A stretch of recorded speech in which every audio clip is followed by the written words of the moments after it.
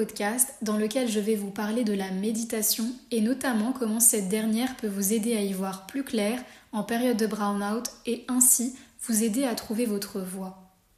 Les bienfaits de la méditation de façon générale ne sont plus à prouver.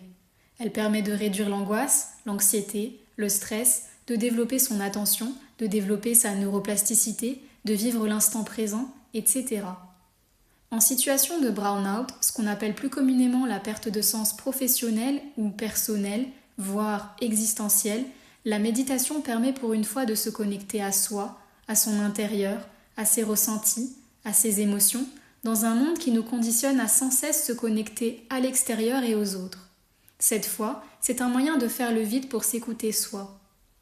Par ailleurs, la méditation permet de récupérer de l'énergie durant cette période difficile où le cerveau est sans cesse en activité, à la recherche de réponses.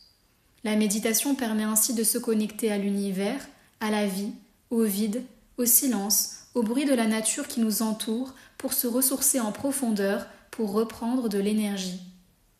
Troisièmement, grâce à la méditation, vous allez pouvoir canaliser votre énergie qui est souvent éparpillée lorsqu'on est perdu, quand on cherche sa voie.